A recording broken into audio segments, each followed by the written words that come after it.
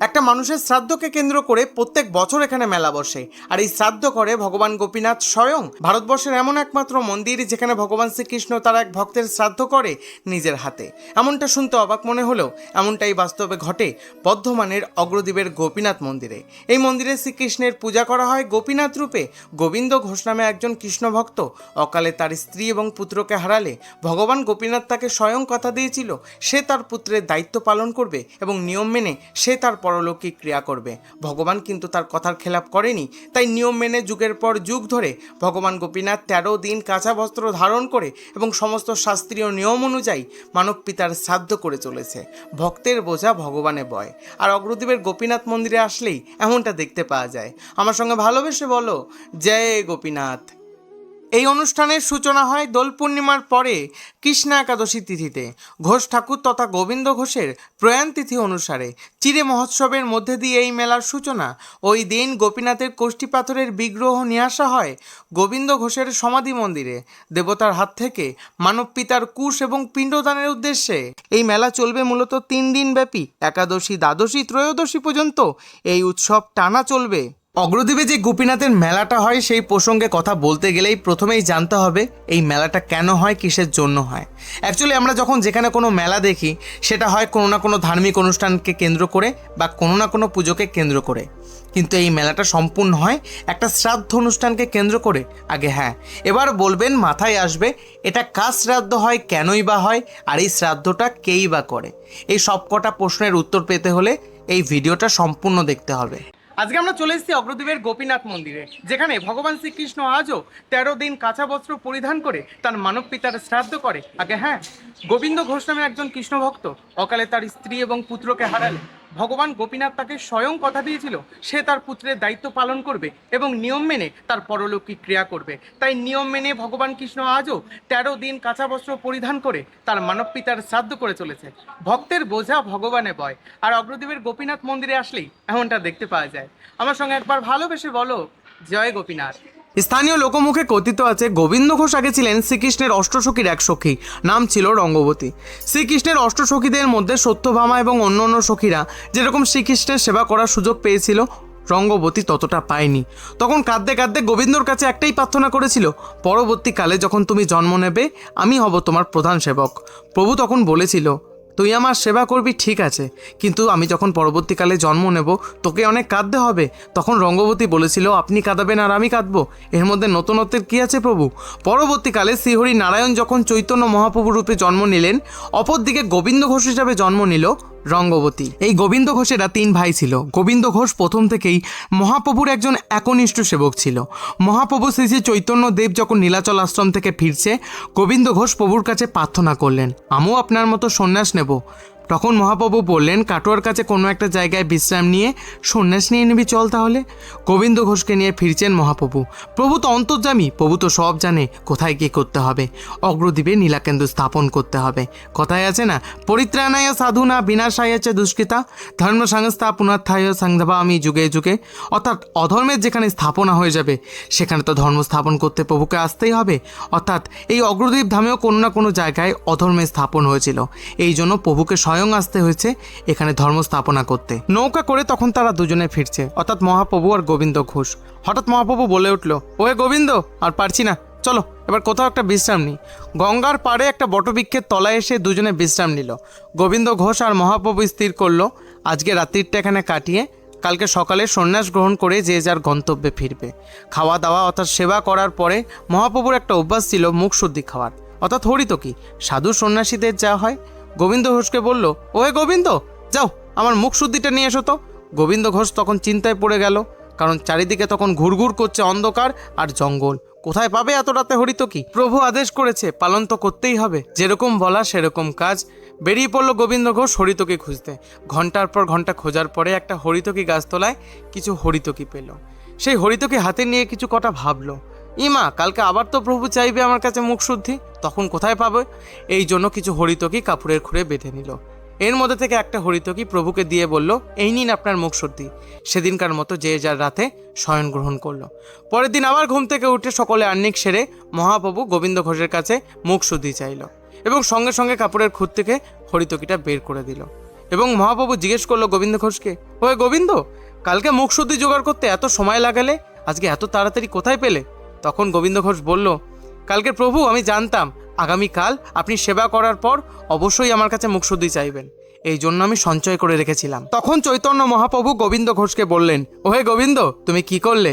তোমার যে আর সন্ন্যাস নেওয়া হবে না, কারণ তুমি তো সঞ্চয় করে ফেললে। আর সঞ্চয় তারাই করে যার সংসারের প্রতি মন আছে, মতি আছে। আর সাধু সন্ন্যাসীরা কখনো সঞ্চয় করে না, তাদের কী বা সঞ্চয়, কী বা সংসার, কিচ্ছু নেই। তখন গোবিন্দ ঘোষ কাঁদতে কাঁদতে বললেন, প্রভু আমি কি আপনার সেবা করতে পারবো না সেবা করতে, বঞ্চিতই রয়ে যাব। তখন শ্রী চৈতন্যদেব কাঁদতে কাঁদতে বললেন, অবশ্যই পারবে, কিন্তু আমি যে রূপে তোমার কাছে আসবো তুমি আমায় চিনতে পারবে তো? তখন গোবিন্দ ঘোষ বললেন, অবশ্যই প্রভু, আমি অবশ্যই আপনাকে চিনে নেব। তখন সেই বলে চৈতন্যদেব বেরিয়ে পড়লেন নীলাচলের উদ্দেশ্যে। যাওয়ার সময় এটাও বলল, তোমাকে এখানেই থাকতে হবে গোবিন্দ, আর এখানেই তোমাকে সংসার করতে হবে। আমরা এখন যেদিকে যাচ্ছি সেটা হচ্ছে অগ্রদ্বীপের গঙ্গার উদ্দেশ্যে। গোবিন্দ ঘোষ প্রত্যেক দিন সকালে আহ্নিক করতে এই গঙ্গায় আসতো। আমরা এখন দাঁড়িয়ে আছি অগ্রদ্বীপের গঙ্গার ঘাটে। এখান থেকেই গোবিন্দ ঘোষ সেই কোষ্ঠী পাথর পেয়েছিল, যা দিয়ে তৈরি হয়েছিল পরবর্তীতে অগ্রদ্বীপের গোপীনাথের মূর্তিটি। আমরা এই গঙ্গার পাড়টা একটু ভালো করে ঘুরে দেখব। এই গঙ্গা নদীর ধারেই ছিল পুরনো গোপীনাথের মন্দির। 1828 সালে বিধ্বংসী বন্যায় এবং ভাগীরথী নদীর বাক পরিবর্তনের ফলে মহারাজা কৃষ্ণচন্দ্র রায় নির্মিত অগ্রদ্বীপ গোপীনাথ মন্দিরটি নদী গর্ভে বিলীন হয়ে যায়। গোবিন্দ ঘোষ প্রত্যেক দিন সকালে স্নান করতে এই গঙ্গায় আসতো এবং প্রত্যেক দিন একটা কাঠের টুকরো এসে তার মাথায় ঠেকতো। তিনি রেগে গিয়ে সেই কাঠের টুকরোটা মরার কাঠ ভেবে বটগাছের তলায় ছুঁড়ে ফেলে দেয় এবং সেই দিনই চৈতন্য মহাপ্রভু তাকে স্বপ্নে দেয়, কি হে গোবিন্দ, আমি তোমার কাছে আসলাম আর তুমি আমায় চিনতে পারলে না, আমায় ছুঁড়ে ফেলে দিলে। তখন গোবিন্দ ঘোষ মনে পড়ল সেই কাঠের টুকরোটার কথা।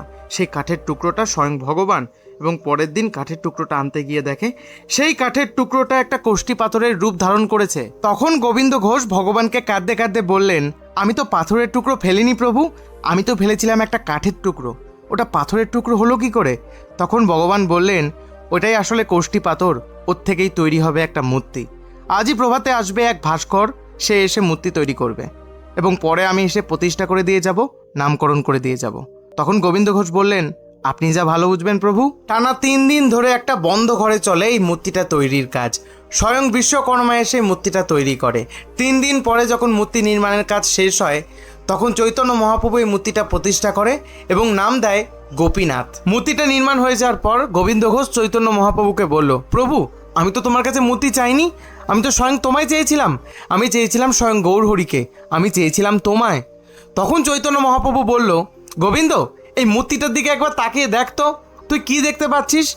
তখন যেটা দেখতে পেল গোবিন্দ ঘোষ, সেটা দেখে অবাক হয়ে গেল। এই মূর্তিটার মধ্যে একবার দেখতে পেল চৈতন্য মহাপ্রভুকে, একবার দেখতে পেল গোপীনাথকে। সেটা দেখে গোবিন্দ ঘোষ অঝরে কান্না জুড়ে দিলেন। আমরা এখন চলে এসেছি অগ্রদ্বীপে শ্রী শ্রী চৈতন্য মহাপ্রভুর বিশ্রামতলায়।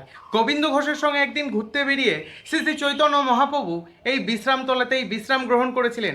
তারপর থেকে এই জায়গাটির নাম শ্রী শ্রী চৈতন্য মহাপ্রভুর বিশ্রামতলা। আচ্ছা, এই জায়গাটাকে মহাপ্রভু শ্রী শ্রী চৈতন্যদেবের বিশ্রামতলা অ্যাকচুয়ালি কেন বলে? বিশ্রামতলা বলে এইখানটা ওই একখানাই গাছ ছিল, বিরাট 1 একর জায়গা নিয়ে, 1 একর জায়গা নিয়ে বড় গাছ, বৃক্ষ গাছ, বট গাছ। আচ্ছা, আর আশেপাশে কোথাও গাছ ছিল না। আচ্ছা, ওইখানে মহাপ্রভু এসে বিশ্রাম করেছিল। আচ্ছা, গোবিন্দ ঘোষ আরো গোবিন্দ ঘোষের সাথে এখানে গাছটা কোথায় ছিল কাকা? গাছটা এইখানে ছিল, গাছটা এখানে ছিল, এইখানে ছিল। তা গাছটা বহু পুরনো হয়ে গেল, আচ্ছা, তারপর সেই গাছ ভেঙে ভেঙে আস্তে আস্তে পড়ে গেল, ভেঙে পড়ে গেল। দিয়ে আমাদের পাড়ায় কয়েকটা ছেলে মেজু আছে, ওই সাইডে এখানটা নিশ্চিন্ন হয়ে যাবে, তাহলে একটা যাই হোক কিছু করা যায়, যেমন পারা যায়, কেউ দেয় না দেয় নিজেরা মধ্যে এইখানে একটা একটা করে করা হচ্ছে। আচ্ছা, ওইখানে এবার নবাব বলছে হরিনাম ঢুক দেবে না, ওরা মুসলমানের হিন্দু, হরিনাম ঢুকতে দেবে না। তখন যখন ওখানে পড়া যায় বেগম সাহেব বলছে, বাবা কি খাবি? এ বলছি, বাবা মা খাওয়ার কোনো জাজ নেই, যার যে খুশি হবে খাবে। বললো তাহলে তুমি কি নেবে? অনেক কথা আছে তো বলা যাবে, অনেককে নেবে। বললো তোমার এই সদর দরজায় যে পাথরখানা আছে ওইখানে দাও। ওই সদর পাথর নিয়ে গঙ্গায় ফেললো, গঙ্গায় থেকে আবার স্বপ্ন দিয়ে ভাস্কর দাঁড় থেকে নিয়ে এসে এইখানে এসে এখানে মন্দির করলো। ওই হোসেন সাহেব সে 500 বছর আগে ওইখানে 5টা মন্দির তৈরি করে দিয়ে যায়। আচ্ছা, ওই যে বড় মন্দিরটা আছে, এই বড় মন্দিরটা এখানে, হ্যাঁ ওইখানে। ও সব এরিয়া সব ঘেরা ছিল, গরু বাছুরি পাল ছিল, এখানে গরু পশে গেল, রাখালে গরু পায়নি, বাবা গোপীনাথ গোটপাড়ায় থেকে সেই গরু নিয়ে এসে আমি রাখলো, সব চৌহদ্দ ঘেরা ছিল। তারপরে কি হবে, ওই উত্তর কোণে ওইখানে আগেকার সব তো খিডেন দরজা ছিল, সুনসুর খিদিন, তো ওইখানে ঠেলাঠালিতে মানুষ মরে যায়। এখানকার জমিদার সেই দায়িত্ব নিতে পারে। তখন ওই কৃষ্ণচন্দ্র রাজা ওই দায়িত্ব নিয়েছিল। মহারাজা কৃষ্ণচন্দ্র রায়। হ্যাঁ, ব্রিটিশের আমল তো। দিয়ে কী হবে বললো, তাহলে 6 মাস ঠাকুর এখানে থাকবে, 6 মাস ঠাকুর ওখানে থাকবে। মানে 6 মাস এখানে থাকবে ঠাকুর, আর 6 মাস কৃষ্ণনগর থাকবে, কৃষ্ণনগর থাকবে রাজবাড়িতে। রাজবাড়িতে। আচ্ছা। তাই হয়তো এখানে 2 নম্বরই করতে লাগলো, নবদ্বীপ ঘাটে লাগায়, কেতায়া ঘাটে লাগায়, খালি পয়সা আদায় করে। আচ্ছা। এখানে মিথ্যা কথা বলে, এখানে পাবলিকের সঙ্গে টাকা নিয়ে রাজাকে দেবো বলে দেয় না। আচ্ছা। দিয়ে ওকে ওর কাছে আর ঠাকুর যাইতে দিল না। আমাদের এখানে একজন এলো, এই আমাদের পাড়ের গাড়ি ছেড়ে, ওর ঠাকুর ওখানে যাইতে দেওয়া হবে না। মামলা জুড়ে দিল, মামলা হইলো, এই ঠাকুর আর যাইতে দিল না। ওই তেহট্টর কাছে 8-9টা গোপীনাথ আছে, ওই মূর্তি ধান, ওইখান থেকে মামলা করে জিতে গেল। দিয়ে ওইখানে বলে এটা রাজার মন্দির, কোনো সময় গন্ডগোল হইতে হয়, তারপর ওইখানে আবার মন্দির বানায়, সেখানটা হরিনাম হচ্ছে, ওইখানটা আবার মন্দির বানায়। মন্দির ওইখানেই চলছে। গোবিন্দ ঘোষের এই ভরা সংসার বেশি দিন সইল না। কিছুদিন পর ভগবানের কৃপায় তার এক পুত্র সন্তান হলো। গৌরাঙ্গ প্রভুর নাম স্মরণে রাখার জন্য তার পুত্রের নাম দিল গোরাচাঁদ। তৎকালীন ব্রাহ্মণদের একটা প্রথা ছিল, পাঁচ দুয়ার ভিক্ষা করে এনে প্রভুর সেবা দেয়া। গোবিন্দ ঘোষও তাই করত। সবসময় তো গ্রামে ভিক্ষা পাওয়া যেত না, এই জন্য পাশের গ্রাম থেকে ভিক্ষা করতে হতো। তার ছেলে গোরাচাঁদ আস্তে আস্তে বড় হলো, তার 9 বছর বয়স হলো, তার উপনয়ন হলো। পিতা একদিন বলল, তুই তো বাবা বড় হয়েছিস, তোর উপনয়ন হয়েছে, আজকে আমি একটু যাব গ্রামের বাইরে ভিক্ষা করতে। গোপীনাথকে আজকে তুই সেবাটা দিয়ে দিস, তোর মা সব কিছু ভোগ রান্না করে দেবে, সব কিছু যোগাযন্ত্র করে দেবে, তুই বাবা গোপীনাথের সামনে একটু সেবাটা দিয়ে দিস, তাহলেই হবে। তখন গোরাচাঁদ বলল, হ্যাঁ বাবা, আমি তো দেখেছি তুমি কিভাবে গোপীনাথকে সেবা দাও, আমি ঠিক দিয়ে দেবো, তোমাকে চিন্তা করতে হবে না। যথারীতি গোবিন্দ ঘোষ নিশ্চিন্ত হয়ে বেরিয়ে পড়ল ভিক্ষা করতে। যথারীতি গোরাচাঁদের মা ভোগের সমস্ত কিছু সামগ্রী সাজিয়ে গুছিয়ে দিয়ে বলল তার সন্তানকে, যা বাবা গোরাচাঁদ, গোপীনাথকে সেবাটা দিয়ে আয়। গোরাচাঁদ চলে গেল গোপীনাথকে সেবা দিতে। বাবাকে যেমনটা দেখেছে ভোগ লাগিয়ে দরজা বন্ধ করে দিতে, ঠিক তাই করলো এবং গোপীনাথকে বলল, গোপীনাথ গোপীনাথ সেবা করবে এসো। কিন্তু গোপীনাথ তো কোনো সাড়াই দিচ্ছে না। তখন বলল, আচ্ছা বাবা দিলে খাবে, আমি ছোট বাচ্চা বললে আমার কথায় আসবে না, সেবা গ্রহণ করবে না। তারপরে চললো অনেক কিছু কান্নাকাটি, কিন্তু তারপরেও গোপীনাথ সাড়া দিচ্ছে না। তখন গোরাচাঁদ রেগে গিয়ে বলল, আচ্ছা আমাকে বাবার কাছে বকা খাওয়াবে, মার খাওয়াবে, তাই তো, দাঁড়াও। এই বলে বাইরে থেকে একটা বড় লাঠি নিয়ে আসলো। আচ্ছা তুমি যদি না খাও, মেরে তোমার মাথা ফাটিয়ে দেবো। তখন গোপীনাথ ছোট বাচ্চার এরকম আবেগপ্রসূত ভাব দেখে নিজেকে আটকে রাখতে পারে না। তখন গোপীনাথ বলল, এসেছি, আমি সেবা গ্রহণ করব। গোরাচাঁদ বলল, হ্যাঁ প্রভু, তুমি সেবা করো। ভগবান গোপীনাথ বলল, আমি যে সেবা করছি তুই কিন্তু কাউকে বলিস না, বললে কিন্তু তুই আর বাঁচবি না, পৃথিবী থেকে তোকে চলে যেতে হবে। গোরাচাঁদ বলল, ঠিক আছে, আমি কাউকে বলবো না, কিন্তু যদি বাবা জিজ্ঞেস করে? ভগবান বলল, না, কাউকে বলা চলবে না। যথারীতি গোপীনাথ সেবা করে চলে গেল। তার বাবা ভিক্ষা থেকে বাড়ি ফিরছে, এসে পুত্রকে জিজ্ঞেস করে, গোরাচাঁদ, গোপীনাথকে সেবা দিয়েছিস? তখন পুত্র গোরাচাঁদ বলল, হ্যাঁ বাবা, সেবা দিয়েছি, খুব সুন্দরভাবে সেবা দিয়েছি। তখন গোরাচাঁদের মা বলল, যা ভোগের থালাটা নিয়ে আয়, তোর বাবা তো প্রসাদ গ্রহণ না করে, উনি তো সেবা করে না। তখন পুত্র গোরাচাঁদ বলল, প্রসাদ তো নেই মা, গোপীনাথ তো সব প্রসাদ খেয়ে নিয়েছে। বাবা মা তখন দুজনায় রেগে আগুন। বাবা বলছে, আমি এতদিন ধরে সেবা দিচ্ছি, কোনোদিন আমার থেকে সেবা নেয় না, তুই বলছিস প্রথম দিনেই তোর থেকে সেবা নিয়ে নিয়েছে, বদমাইশির জায়গা পাচ্ছিস না? তোর নিশ্চয়ই খিদে পেয়েছিল, ঠাকুর ঘরে বসে সব প্রসাদ একাই খেয়ে নিয়েছিস। বাবা মা কোনোভাবে বিশ্বাস করতে চায় না, কিন্তু অবিশ্বাসও করতে পারছে না, কারণ গোপীনাথের মাহাত্ম্য তার বাবা গোবিন্দ ঘোষ সবটাই জানে। তার বাবা ছলনা করে বলল, ঠিক আছে, কালকে আবার আমি পাশের গ্রামে যাব ভিক্ষা করতে, বাবা গোপীনাথের সেবাটা দিয়ে দিস কালকেও। গোরাচাঁদ বলল, ঠিক আছে, তাই হবে বাবা। কিন্তু তার বাবা ভিক্ষা করতে চায় না। যথারীতি তার মা ভোগের সমস্ত সরঞ্জাম গুছিয়ে দেয়। আবার গোপীনাথকে ভোগ দিতে গেছে তার ছেলে গোরাচাঁদ। আগের দিনের মতো গোপীনাথ নেমে এসছে ভোগ সেবা করার জন্য। গোপীনাথ গোরাচাঁদের দিকে তাকিয়ে জিজ্ঞেস করলো, তুই আমার ব্যাপারে কাউকে কিছু বলিসনি তো? তখন গোরাচাঁদ বলল, হ্যাঁ, আমি সবটা বলে দিয়েছি বাবা মাকে। তখন গোপীনাথ বলল, তুই ভুল করেছিস। ঠাকুর ঘরের বাইরে থেকে সবটা শুনতে পেল গোবিন্দ ঘোষ।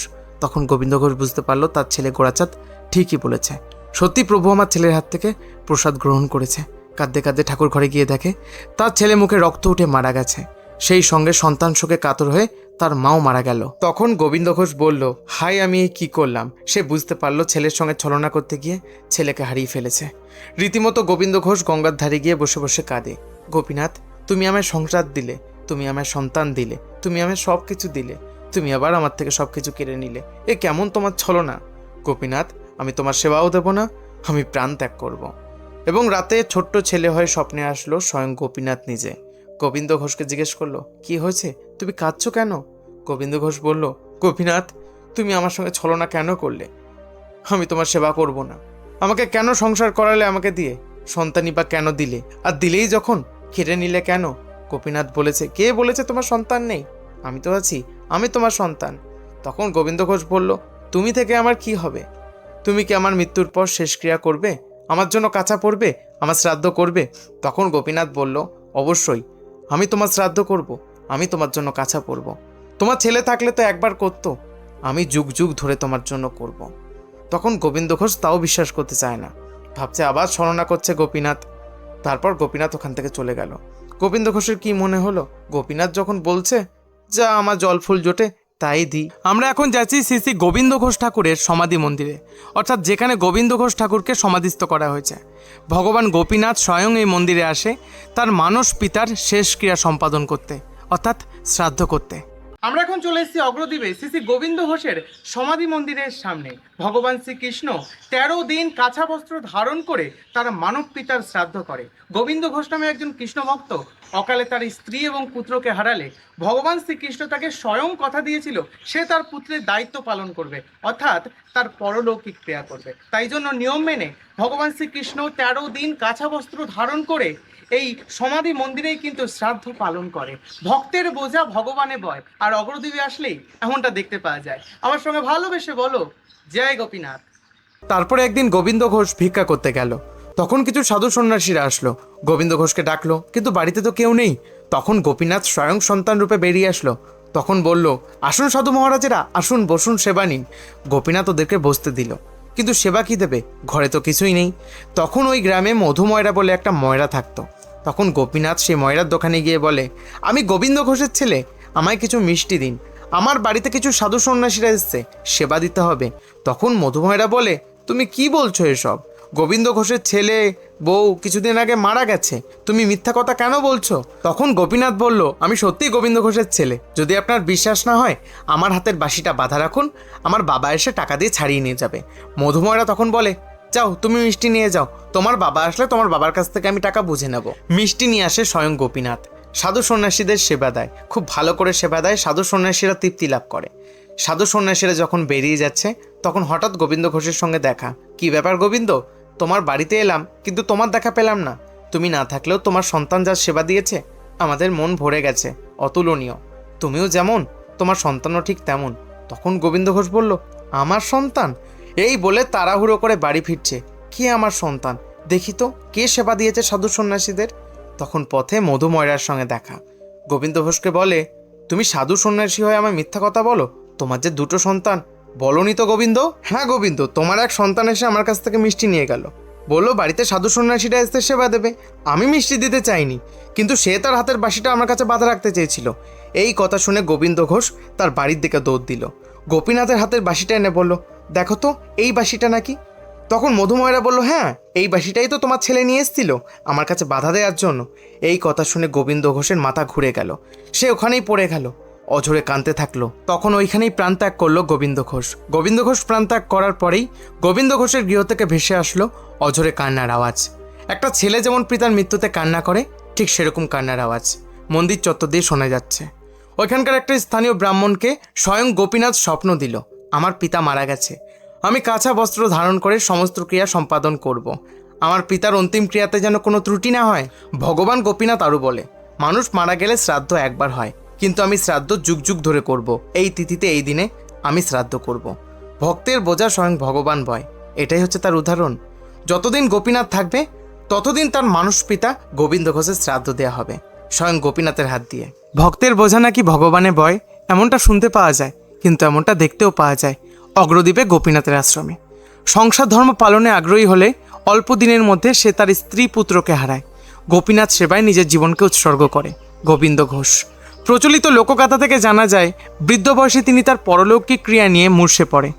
তখন গোপীনাথ স্বয়ং তাকে কথা দিয়েছিল মৃত্যুর পর সে তার পরলৌকিক ক্রিয়া করবে। প্রথা মেনে আজও পালিত হয় ঘোষ ঠাকুরের প্রয়াণ তিথি। চিরে মহোৎসবের মধ্যে দিয়ে এই মেলার সূচনা।